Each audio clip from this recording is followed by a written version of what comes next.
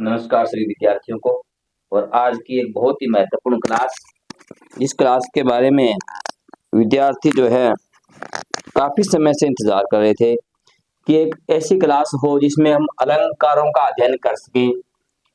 सभी विद्यार्थियों से एक बार रिक्वेस्ट है, पहली बार ही, इसके बाद बीच में बार बार मैं आपसे रिक्वेस्ट नहीं करूंगा। अगर क्लास अच्छी लगे आपको तो वीडियो को लाइक, शेयर और चैनल को सब्सक्राइब करना ना भूले, क्योंकि परीक्षा तक आपके पास इसी प्रकार की पाठ्य सामग्री आती रहेगी और आप अपनी जिम्मेदारी समझ करके एक जिम्मेदार नागरिक के भांति इस क्लास को आगे शेयर कर दें। चलिए हम पढ़ते हैं अलंकार। साथियों, अलंकार क्या है? अलंकार है क्या?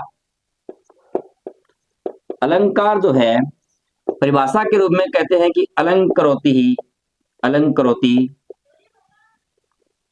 इति ही अलंकार है। अलंकरोति इति अलंकार है, अर्थात जो अलंकृत कर दे, जो अलंकृत अर्थात जो अलंकृत कर दे, करे या कर दे, उसे अलंकार कहते हैं। अब बात यह है कि अलंकृत का अर्थ क्या है। जो अलंकृत शब्द है इसका अर्थ है सजाना, सजाना, सुशोभित करना, ठीक है, सुशोभित करना या इसको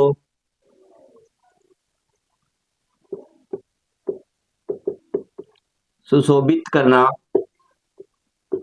सुंदर बनाना,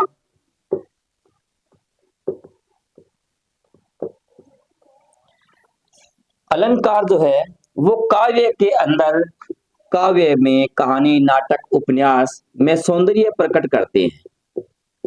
क्या प्रकट करते हैं? सौंदर्य प्रकट करते हैं काव्य के अंदर। और इस अलंकार को आभूषण के समान माना गया है। अलंकार को क्या माना गया है? आभूषण माना गया है। प्रिय विद्यार्थियों, आभूषण का काम जो है वो भूषित करना यानी सुंदर बनाना। क्या करना? सुंदर बनाना। जिस प्रकार आभूषण जो है, आभूषण हमारे तन की शोभा को बढ़ाते हैं। आभूषण हमारे तन की शोभा को बढ़ाते हैं, सुंदर बनाता है शरीर को, तभी हम धारण करते हैं, बढ़ाते हैं। उसी प्रकार जो अलंकार है, अलंकार काव्य की शोभा बढ़ाते हैं। काव्य की शोभा बढ़ाने का मतलब काव्य को सुंदर बनाते हैं, रोचक बनाते हैं, काव्य की शोभा बढ़ाते हैं। यहां तक आपके समझ में आ गया होगा। अब बात आती है कि अलंकार, अलंकरोति ही इति अलंकार है, अर्थात जो अलंकृत कर दे उसे अलंकार कहते हैं। अलंकार का अर्थ है अलंकृत करना, सजाना, सुशोभित करना, सुंदर बनाना। ये काव्य के सौंदर्य को बढ़ाते हैं और काव्य को सजाते हैं, काव्य को सुशोभित करते हैं और काव्य को सुंदर बनाते हैं। अलंकार की तुलना हमारे आचार्यों ने आभूषण के समान की है। आभूषण का शाब्दिक अर्थ है भूषित करना, अर्थात सुंदर बनाना यानी सजाना। कई अर्थों में प्रयुक्त होता है। अब अलंकार शब्द जो है वो दो शब्दों से बना है, अलम प्लस कार। यहां देखो, अलम का अर्थ है अलंकृत करना, अलंकृत, और कार का करना, अर्थात जो अलंकृत करने का काम करे वही अलंकार है। अलंकार काव्य के सौंदर्य को बढ़ाने का काम करते हैं। अलंकार आभूषण की भांति है।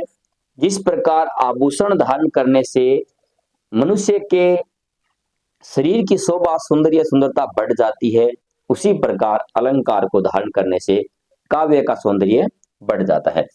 इसके बाद आते हैं हम अलंकार का भेद।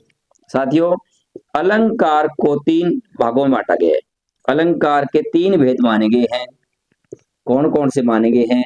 3 भेद। नंबर 1 आता है कौन सा? शब्द अलंकार।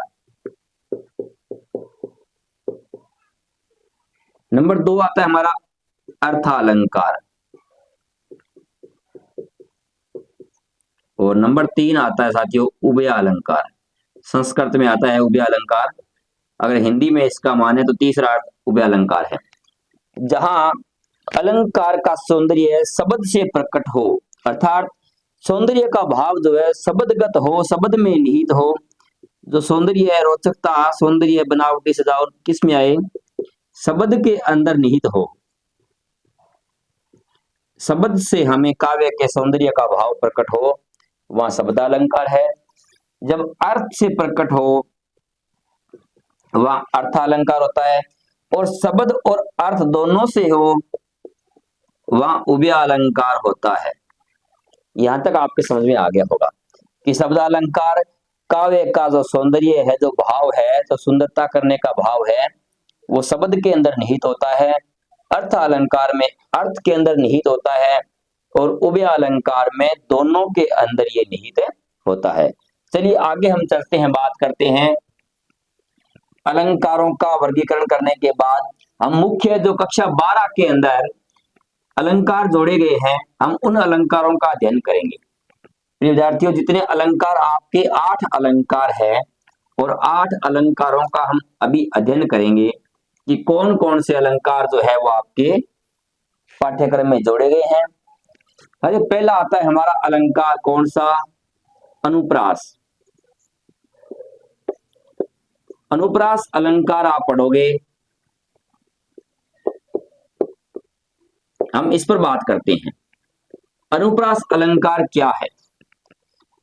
8 प्रकार के अलंकारों को बहुत ही अच्छी प्रकार से हम करेंगे, और सभी अलंकार इतने महत्वपूर्ण हैं कि हम उस क्लास को आगे शेयर जरूर कर दें। साथियों, जहां वर्ण या वर्ण समूह की आवर्ती हो, वर्ण समूह की आवर्ती हो, वर्ण या वर्ण समूह की आवर्ती हो, वहां अनुप्रास अलंकार होता है। वहां अनुप्रास अलंकार होता है। प्रिय विद्यार्थियों, वर्ण क्या है?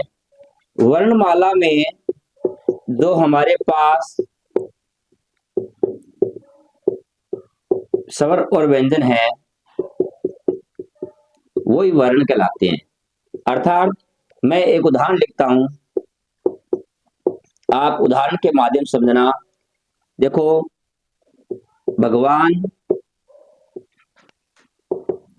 भागे दुख, जनता देश की फले फूले। जनता देश की फले फूले। यहां देखो आप, जहां वर्ण या वर्ण समूह की आवर्ती हो, यहां देखो, एक तो आपको भय और एक आपको यहां भय, यानी भय वर्ण की आवर्ती है। एक तो भय वर्ण की आवर्ती, दूसरा देखो फले और फूले, फय वर्ण की भी आवर्ती है। किसकी है? फय वर्ण की भी आवर्ती है।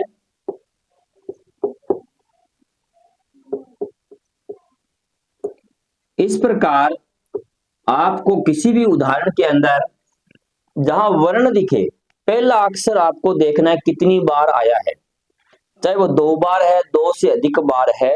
जहां भय वर्ण आया, इसी प्रकार के चारु चंद्र की चंचल किरणें, चारु चंद्र की चंचल, च वर्ण जो है वो 3 बार हमारे पास दिख रहा है, तो वहां भी कौन सा अनुप्रास अलंकार है।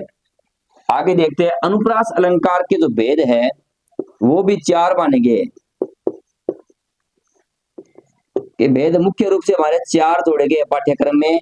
नंबर 1 है छेका अनुप्रास। छेका अनुप्रास अलंकार, अभी हम इसका अध्ययन करते हैं। प्रिय विद्यार्थियों, छेक का होता है चक्कर के रूप में घूमना या अक्रांत में आना। अर्थात छेका अनुप्रास अलंकार में क्या करते हैं, किसी वर्ण की आवर्ती, किसी वर्ण की आवर्ती एक बार होती है, किसी वर्ण की आवर्ती एक बार होती है। अर्थात वर्ण 2 बार आता है। दो बार आता है। ध्यान से पढ़ के देखो इस उदाहरण को। जहां वर्ण की आवृत्ति एक बार होती है, यानी एक बार आवृत्ति होने का मतलब एक वर्ण दो बार आता है। कैसे आता है उदाहरण देखो आप। कानन कठिन, कानन कठिन, भयंकर भारी, भयंकर भारी। यहां देखो कानन कठिन भयंकर भारी, यहाँ क वर्ण दो बार है और भय वर्ण भी कितनी बार है, दो बार। किसी वर्ण की आवृत्ति एक ही बार, आवृत्ति एक बार होने का मतलब वो वर्ण दो बार ही आता है। तो यहाँ एक क वर्ण दो बार आया है, इसकी एक आवृत्ति हुई है। यहाँ भय भी दो बार आया है, इसका मतलब भय की भी एक बार आवृत्ति। यहाँ भय की आवृत्ति एक बार और यहाँ क की आवृत्ति एक बार। जब कोई वर्ण एक बार आवृत्ति करके यानी दो बार किसी भी उदाहरण में आपको दिखाई देता है तो वहां छेका अनुप्रास अलंकार होता है। दूसरा भेद हम बात करते हैं इसकी। दूसरा कौन सा है, वृत्यानुप्रास अलंकार। इसी का वृत्यानुप्रास अलंकार की बात हम करेंगे। पहला हमारा कौन सा हो गया, छेका अनुप्रास। क्लास को शेयर भी करते रहे साथ में। दूसरा है हमारा सेकंड पढ़ते हैं हम वृत्या, वृत्यानुप्रास अलंकार। प्रिय विद्यार्थियों, वृत्ति अनुप्रास में आवृत्ति दो से अधिक बार होती है। जहां छेका अनुप्रास में एक बार थी, जहां एक वर्ण की आवृत्ति दो से अधिक बार हो, दो या दो से अधिक बार हो, अर्थात एक वर्ण कई बार आए, अधिक बार हो, अर्थात एक वर्ण, जो एक वर्ण है कई बार आए, कई बार आए, तो वहां कौन सा अलंकार होता है, वहां वृत्ति अनुप्रास अलंकार होता है। आप उदाहरण के माध्यम से समझिए। उदाहरण क्या कहता है, देखो भव्य भावों में भयानक भावना भरना नहीं। भव्य भावों में भयानक भावना भरना नहीं कहने का भाव है। या भय देखो कितनी बार दिखाई दे रहा है आपको। यहां जो भय वर्ण है, भय वर्ण की आवृत्ति कई बार हुई है, कई बार हुई है, अर्थात जो वर्ण कई बार आए, एक वर्ण की आवृत्ति दो या दो से अधिक बार है, अर्थात कई बार आई है, तो यहाँ आपके पास वृत्ति अनुप्रास अलंकार है। आगे बढ़ते हैं। तीसरा अलंकार, इसका भेद जो है वो प्रिय विद्यार्थियों है हमारे पास श्रुत्य अनुप्रास। श्रुत्या अर्थात सुनने में जो उच्चारण का स्थान श्रुत्य अनुप्रास क्या होता है, जब वर्ण कोई भी है और उसका उच्चारण स्थान जो है वो एक हो, अर्थात जो बोलने का स्थान है, हमारे 5 स्थान बताए गए वर्णमाला के उच्चारण में, और 5 स्थानों में कंठ से लेके कंठ, तालव्य, मूर्धन्य, दंत्य और ओष्ठव्य, ये 5 स्थान हमारी पूरी वर्णमाला को उच्चारित करते हैं। और इन्हीं 5 स्थानों के उच्चारण के आधार पर अश्रुत्य अनुप्रास है। एक उदाहरण देखिए, जब देखो जहां एक ही स्थान से उच्चारित वर्णों का प्रयोग हो, उच्चारित मतलब बोलने का, वर्णों का प्रयोग हो, वहां कौन सा अनुप्रास, श्रुत्य अनुप्रास अलंकार होता है। वहां श्रुत्य अनुप्रास अलंकार होता है। कहने का भाव है कि एक ही उच्चारण स्थान से उच्चरित होने वाले वर्णों का प्रयोग है। जब एक उदाहरण के सामने आपके आए तो वहां आपको पहचान करनी है कौन सा अलंकार की, श्रुत्य। उदाहरण देखिए,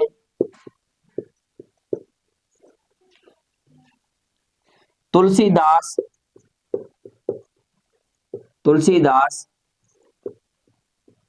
निसी दिन देखी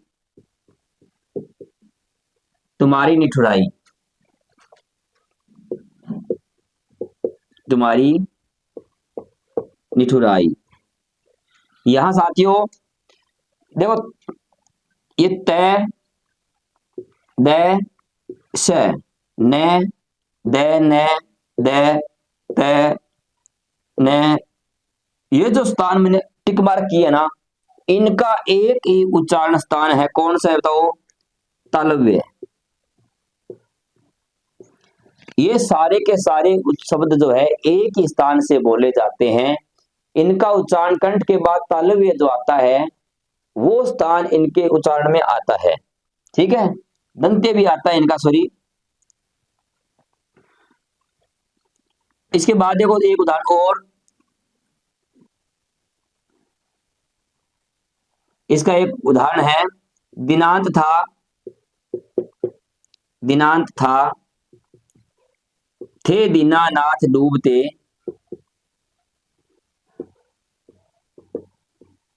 यहां भी आपको क्या है, ये जो द, न, त, थ आपको दिख रहा है, ये एक ही स्थान से उच्चारित होने वाले वर्णों का प्रयोग है। तो इस प्रकार हमें पहचान करनी है कि जो हमारे उदाहरण में वर्णों का प्रयोग किया गया है, क्या उन वर्णों का स्थान एक है। अगर एक स्थान से उच्चारित वर्णों का प्रयोग आपको दिखाई देता है तो वहां श्रुत्य अनुप्रास अलंकार होता है। आगे चलते हैं साथियों, लास्ट इसका चौथा भाग है, तो वो होता है अंत्यानुप्रास।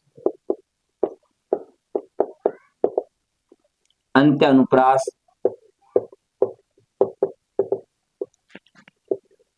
जहां अंतिम वर्णों की, अंतिम वर्णों का की ध्वनि जो है, अंतिम वर्णों की ध्वनि एक जैसी हो। अंतिम वर्णों की ध्वनि जब एक जैसी हो तो वहां अंत्य अनुप्रास अलंकार होता है। कैसे,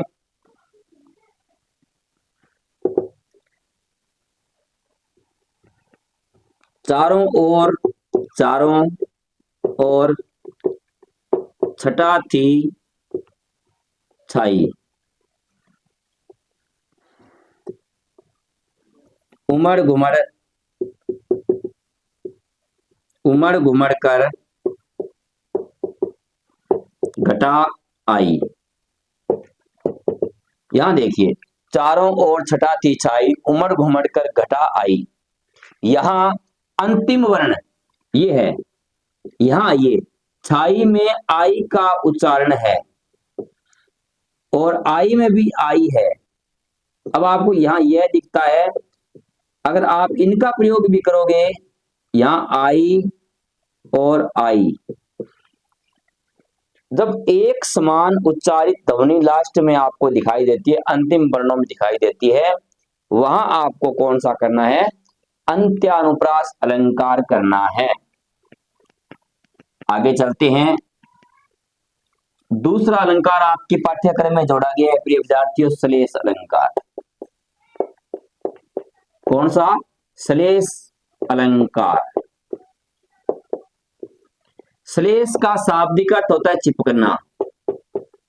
श्लेष का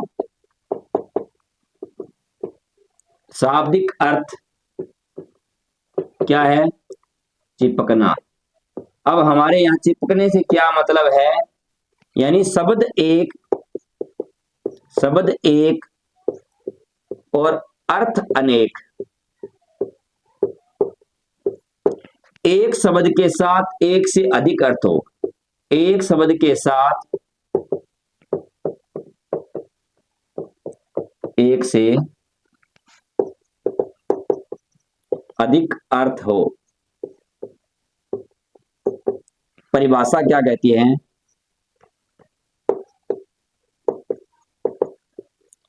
परिभाषा की बात करें कि जहां एक शब्द भिन्न भिन्न अर्थों में प्रयुक्त हो, अर्थों में प्रयुक्त हो, जहां एक शब्द भिन्न भिन्न अर्थों में प्रयुक्त हो वहां श्लेष अलंकार होता है। आप उदाहरण के माध्यम से समझिए। उदाहरण क्या कहता है? रहीमन पानी राखिए बिन पानी सब सून, रहीमन पानी राखिए बिन पानी सब सून, पानी गए न उबरे, पानी गए न उबरे, मोती मानुष सून। प्रिय विद्यार्थियों, यहाँ रहमन पानी राखिए बिन पानी सब सून, यहाँ अलंकार नहीं दिखता। अलंकार आपको यहाँ दिखेगा। पानी गए न उबरे, ये पानी शब्द एक बार आया है यहाँ पर। इसके साथ में मोती, मानुष और चून तीन जुड़े हुए हैं। इस पानी के साथ में एक तो है मोती, एक जुड़ा हुआ है इसके साथ में मानुष, और एक जुड़ा हुआ है इसके साथ में चून, आटा। अर्थात ध्यान से सुनना, बहुत ही अच्छा अलंकार है। पानी गए न उबरे मोती मानुष चून। ये पानी शब्द जो है इस मोती के लिए किस लिए काम में आया है? तो यहाँ जो मोती के साथ में आया है ये चमक के रूप में आया है। पानी मोती के अंदर चमक के रूप में आया है। जब सीप से मोती बाहर निकलता है तो उस कारण ये पानी जो है इसकी चमक को प्रभावित करता है। ये पानी जो है मनुष्य के लिए शब्द है इज्जत। हम मुहावरा पढ़ते हैं कि पानी पानी हो गया, शर्मिंदा हो गया, अर्थात उसके चेहरे का पानी उतर गया। तो पानी शब्द है इज्जत मनुष्य के लिए। और जो पानी है, चून मतलब आटा होता है। क्या होता है? आटा। और इस आटे के लिए पानी पानी है, अर्थात जल है। कहने का भाव है कि मोती पानी को चमक के रूप में मानता है, मानुष मनुष्य इज्जत के रूप में पानी होता है, और चून आटा के लिए पानी जल के रूप में होता है। बात यह है कि पानी शब्द एक है और भिन्न भिन्न अर्थों में आया है। पानी तीन अर्थों में आया, इज्जत, चमक और जल के रूप में आया है। अर्थात श्लेष का शाब्दिक अर्थ चिपकना। इसके साथ में कितने अर्थ चिपके हुए हैं वही इसकी परिभाषा को परिभाषित करते हैं। इसके बाद हम अलंकार को पढ़ते हैं, यमक अलंकार। आगे नेक्स्ट अलंकार हम पढ़ते हैं यमक। और तीसरा अलंकार हमारे पाठ्यक्रम में कौन सा है? यमक अलंकार है। साथ ही यमक अलंकार क्या होता है? जहां एक शब्द एक से अधिक बार आए, एक से अधिक बार आए यानी बार बार आए, अधिक बार आए, एक शब्द एक से अधिक बार आए और प्रत्येक बार अर्थ भिन्न भिन्न हो। अर्थ क्या हो? भिन्न भिन्न होने का मतलब है अलग अलग हो। कोई शब्द जितनी बार आए प्रत्येक बार उसका अर्थ जो है वो अलग अलग आना चाहिए। तो वहां कौन सा अलंकार होता है? यमक अलंकार। आप उदाहरण देखिए इसका। एक उदाहरण लिखता हूं मैं आपके सामने।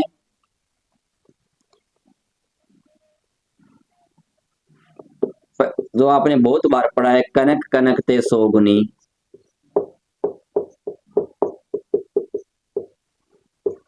सोगुनी मादकता अधिकाय, वो खाए बोराए वो पाए बुराए। अर्थात यहाँ कनक और कनक दो बार आया है। एक शब्द एक से अधिक बार आए, दो बार तो आ गया, और प्रत्येक बार अर्थ भिन्न हो। तो अब दोनों का भिन्न अर्थ कैसे होगा? पहला कनक जो है वो सोने के लिए आया, सोना धातु के लिए, और दूसरा कनक जो है वो धतूरे के लिए है। दोनों ही अपने आप में नशा करते हैं। सोना जिसको मिल जाता है वो नशे में हो जाता है, धतूरा जो खा लेता है वो नशे में हो जाता है। अर्थात कहने का भाव है कि एक शब्द एक से अधिक बार आए और प्रत्येक बार उसका जो अर्थ है वो अलग अलग दिखाई दे। एक उदाहरण और देख लो इसका, कौन सा लिखेंगे देखो बताओ। हम लिखते हैं सारंग वाला, सारंग ले सारंग चली, सारंग पूग्यो आय,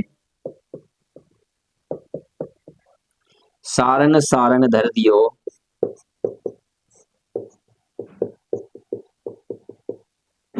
धर दियो, सारंग सारंग माए, सारंग सारंग माए। साथियों ध्यान सुनना, सारंग ले सारंग चली, सारंग पूग्यो आय, सारंग सारंग धर दियो, सारंग सारंग माए। एक ही शब्द कितनी बार, एक से अधिक बार। कौन? सारंग शब्द। ये सारंग शब्द देखो कितनी बार आया, लेकिन प्रत्येक ज्यादा बार दिख रहा है, प्रत्येक बार इसका अर्थ अलग है। कैसे? सारंग ले सारंग चली, सारंग ले सारंग चली, सारंग घड़ा मटका, सारंग औरत चली, सारंग पुग्यो आए बादल, सारंग सारंग धर दियो, महिला ने घड़ा धर दिया, और सारंग सारंग माए, महिला जो है वो तालाब के अंदर नहाने के लिए चली गई। यानी कहने का भाव कवि ने कितने सुंदर तरीके से रचना की है, एक ही शब्द को घुमा फिरा करके अनेक अर्थों में प्रयोग कर दिया। ऐसा ही एक उदाहरण और होता है, सारंग ले सारंग उड़ियो, सारंग पुग्यो आय, जे सारंग सारंग कहे, मुख को सारंग जाए। अर्थात एक मोर जो है वो एक जीव को लेकर के उड़ता है, तभी बादल आ जाते हैं और मोर बादलों को देख करके खुश होता है और वो चाहता है कि अपनी खुशी प्रकट करे। अगर वो बोल करके खुशी प्रकट करे तो उसके मुख का सारंग है वो गिर जाता है। तो आज हमने 3 अलंकार पढ़े। नेक्स्ट क्लास में शेष अलंकार जो है 5 बच गए, उनको लेकर के मैं आ रहा हूं। अगर ये क्लास अच्छी लगी आपको, आपके काम की जानकारी लगी, तो आपकी जिम्मेदारी बनती है क्लास को लाइक जरूर करें। कमेंट भी लिख के बताएं कि क्या क्लास अच्छी लगी नहीं लगी, और आगे कौन सी वीडियो आप चाहते हो वो भी बताएं। शेष अलंकार आपके शरण में होंगे। तब तक के लिए धन्यवाद।